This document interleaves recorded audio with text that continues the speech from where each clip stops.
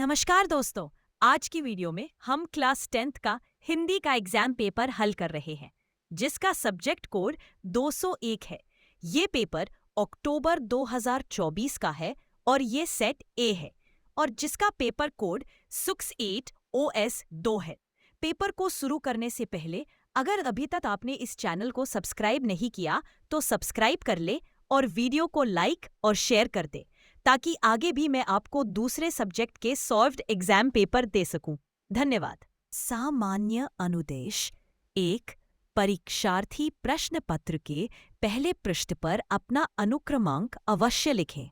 2। कृपया प्रश्न पत्र को जांच ले कि प्रश्न पत्र के कुल पृष्ठों तथा प्रश्नों की उतनी ही संख्या है जितनी प्रथम पृष्ठ के सबसे ऊपर छपी है। इस बात की जांच भी कर लें कि प्रश्न क्रमिक रूप में है। 3. वस्तुनिष्ठ प्रश्नों में आपको 4 विकल्पों ए, बी, सी तथा डी में से कोई एक उत्तर चुनना है तथा दी गई उत्तर पुस्तिका में सही उत्तर लिखना है। 4. वस्तुनिष्ठ प्रश्नों के साथ साथ सभी प्रश्नों के उत्तर निर्धारित अवधि के भीतर ही देने हैं। वस्तुनिष्ठ प्रश्नों के लिए अलग से समय नहीं दिया जाएगा। 5. उत्तर पुस्तिका में पहचान चिन्ह बनाने अथवा निर्दिष्ट स्थानों के अतिरिक्त कहीं भी अनुक्रमांक लिखने पर परीक्षार्थी को अयोग्य ठहराया जाएगा। 6.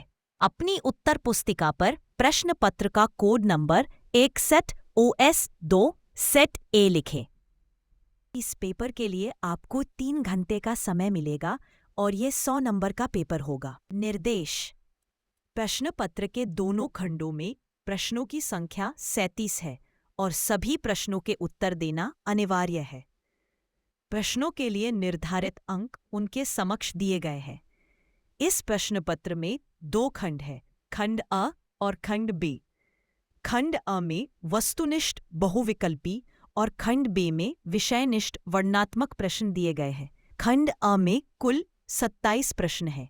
इसमें प्रश्न संख्या 1 से 5 पठित कविता पर, प्रश्न संख्या 6 अपठित कविता पर, प्रश्न संख्या 20 अपठित गद्यांश पर और प्रश्न संख्या 21 से 27 व्याकरण पर आधारित प्रश्न है।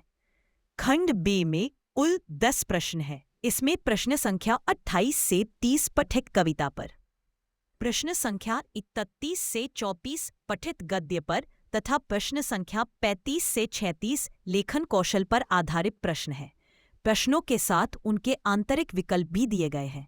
निर्देशानुसार विकल्प का ध्यान रखते हुए सभी प्रश्नों के उत्तर दीजिए। सामान्य अनुदेश 1। सभी प्रश्नों के उत्तर आपको दी गई उत्तर पुस्तिका में ही लिखें। 2. इस प्रश्न पत्र को पढ़ने के लिए 15 मिनट का समय दिया गया है। प्रश्न पत्र का वितरण दोपहर में 2:15 बजे किया जाएगा। 2:15 बजे से 2:30 बजे तक छात्र केवल प्रश्न पत्र को पढ़ेंगे और इस अवधि के दौरान वे उत्तर पुस्तिका पर कोई उत्तर नहीं लिखेंगे। खंड आ वस्तुनिष्ठ बहुविकल्पीय निम्नलिखित प्रश्नों के रिक्त स्थान भरिए और अपनी उत्तर पुस्तिका में लिखिए। 1. आह्वान कविता के अनुसार भाग्य भी उसी का साथ देता है जो मेहनती और बेसिक होते हैं। उत्तर: कर्मशील।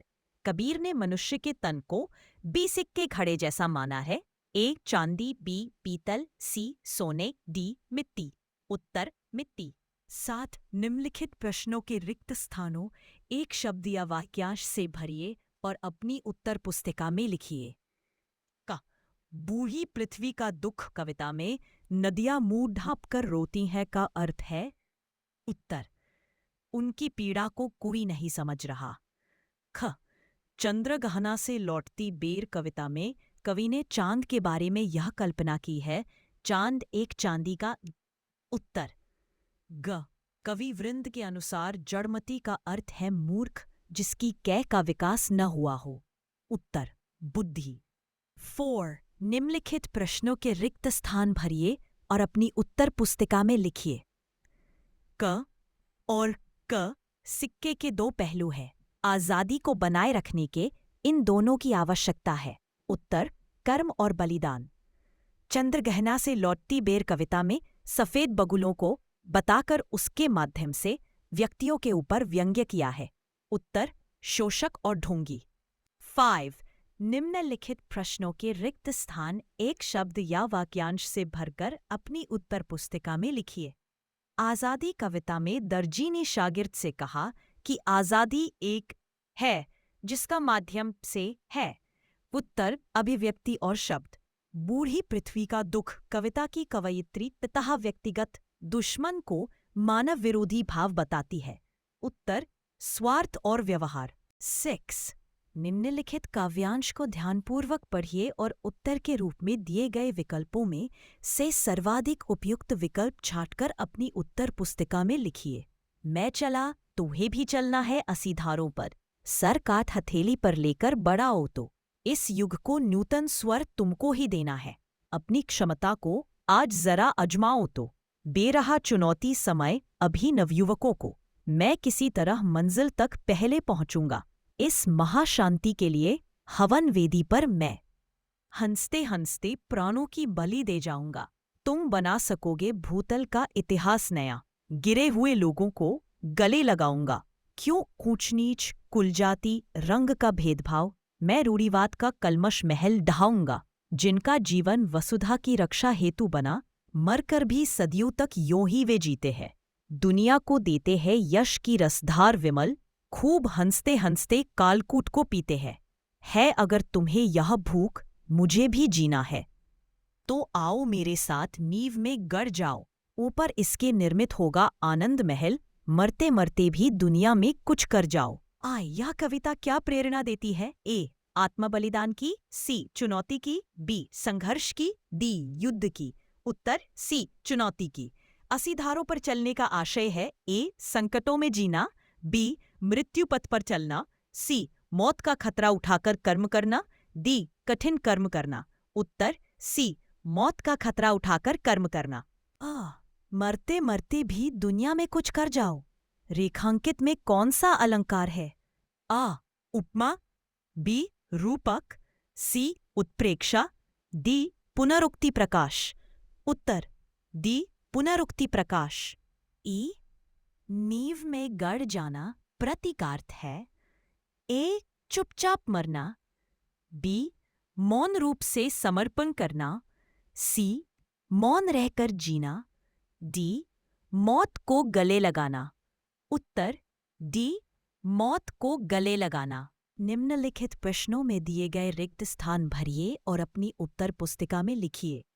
साथ किसी भी उत्पाद अथवा योजना की जानकारी देने के उद्देश्य से सरल और रोचक भाषा में आकर्षक ढंग से प्रस्तुत की गई सूचनाओं को क्या कहते हैं? भरिए। ए फीचर, बी विज्ञापन, सी साक्षात्कार, डी समाचार। उत्तर बी विज्ञापन सुखी राजकुमार के सानिध्य से क्या सीखती है? ए तरस खाना, आत्मविश्लेषण, सी निस्वार्थ प्रेम, दया करना। उत्तर सी निस्वार्थ प्रेम। निम्नलिखित प्रश्नों के उत्तर के रूप में दिए गए विकल्पों में से सर्वाधिक उपयुक्त विकल्प छांटकर अपनी उत्तर पुस्तिका में लिखिए। 9 नाखून क्यों बढ़ते हैं? पाठ के अनुसार मरे हुए बच्चे को गोद में दबाए रखने वाली बंदरिया का उदाहरण देने का उद्देश्य है 1 ए मोह ममता को बनाए रखना, परंपराओं का पालन करना, सी रूढ़ियों का मोह त्यागना, डी नए को शंका की दृष्टि से देखना।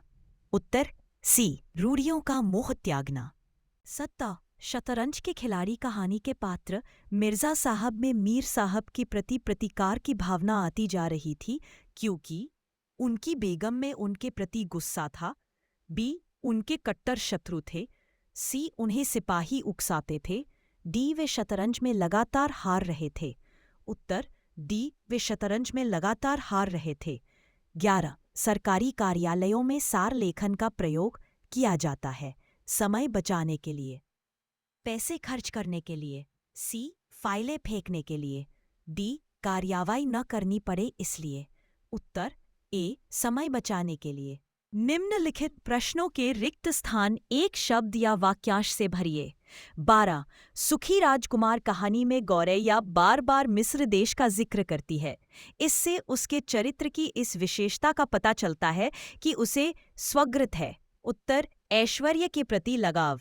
13 अनौपचारिक पत्र को भी कहते हैं। उत्तर व्यक्तिगत पत्र। 14 रिक्त स्थानों की पूर्ति कीजिए। क बहादुर पाठ के लेखक हैं? उत्तर अमरकांत।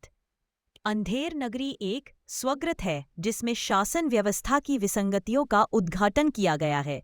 उत्तर व्यंग्यात्मक नाटक, हंसी मजाक का नाटक। 15 निम्नलिखित संवाद किस पात्र के हैं? पहचान कीजिए और रिक्त स्थान भरिए। क मेरा काम सबसे पहले होना चाहिए। उसका संवाद किशोर का। उत्तर कल घोषणा करवा दो कि यहाँ चिड़िया न मरने पाए। उत्तर मेयर का। अगर आपको इस पेपर की पूरी PDF फाइल चाहिए तो आप हमें इस नंबर पर व्हाट्सएप कर सकते हैं 9052055097।